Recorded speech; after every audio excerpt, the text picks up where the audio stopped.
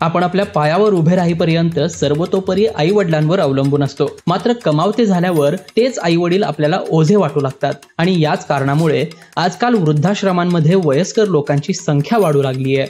मात्र कोल्हापुरात या विरोधात एक मोहीम एका ग्रामपंचायतीने सुरू केली आहे। या ग्रामपंचायतीने आई वडिलांची नीट काळजी न घेणाऱ्या मुलांच्या सर्व काही सोयीसुविधा थेट बंद करण्याचा निर्णय घेतलाय।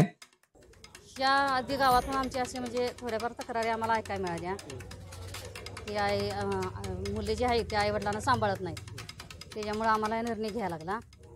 सध्याच्या शहरीकरणाच्या युगात बरेच जण विभक्त कुटुंब पद्धतीत राहतात। अशा वेळी आपल्या आई वडिलांची काळजी घेणे हे मुलांकडून कर्तव्य मानले जात नाही। त्यामुळेच उतार वयात बऱ्याच जणांना समस्यांचा सामना करावा लागतो। यावरच उपाय म्हणून कोल्हापूरच्या करवीर तालुक्यातील दऱ्याचे वडगाव या गावच्या ग्रामपंचायतीने एक निर्णय घेतलाय।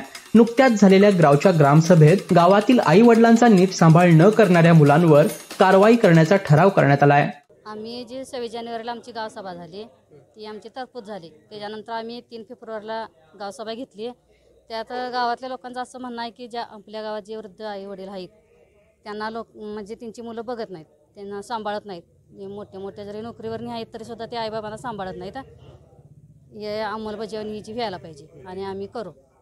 ग्रामपंचायतीकडे जे सुविधा मिळतात, जे पाण्याची असेल रेशनची असेल, ते आम्ही त्यांच्या मुलांना आम्ही सुविधा त्या पुरवणार नाही, जे कोण आईबाबांना सांभाळत नाही त्यांना। तर गावातील बरेच जण आपल्या आई वडिलांना कष्टाची कामे करण्यासाठी पाठवत असतात। त्यामुळेच ग्रामसभेत हा ठराव ठेवण्यात आल्याचे माजी सरपंच शाहू चव्हाण यांनी सांगितलंय। गेली 10-15 वर्ष आम्ही सामाजिक काम करतोय। काम करत असताना अनेक आम्ही कुटुंबाच्या जवळनं आम्ही काम पाहिले, जवळनं कुटुंब पाहिलेत।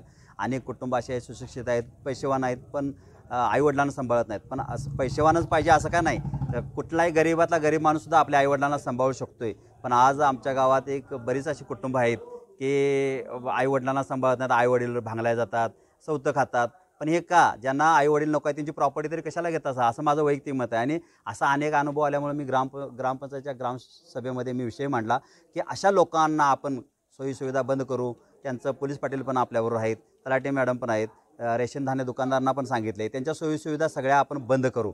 तर सर्वानुमते हे ठराव मंजूर झाला। ह्यापुढे आम्ही अनेक निर्णय घेणार आहोत। ह्याच्या पुढचा निर्णय असेल आमचा की सर्वांच्यावर चर्चा केली, एक दिवस गावासाठी आणि एक दिवस न्यायासाठी, असा एक दिवस आम्ही महिन्याच्या एक दिवशी आम्ही बसणार आहोत। आणि गावातलं न्याय निवाडा असेल, पोलीस तक्रार असतील किंवा कोर्ट कचेरी असतील, अशा अनेक गोष्टी आम्ही बसून त्यांना बोलून घेणार आहेत आणि त्यांच्या मिटवायचा आम्ही प्रयत्न करणार आहोत। दरम्यान अशा प्रकारचा ठराव सर्वच ठिकाणी अवलंबण्याची गरज आहे, जेणेकरून उतार वयात वृद्धाश्रमात एकाकी जीवन जगावे लागणाऱ्यांची संख्या कमी होण्यास नक्कीच मदत होईल।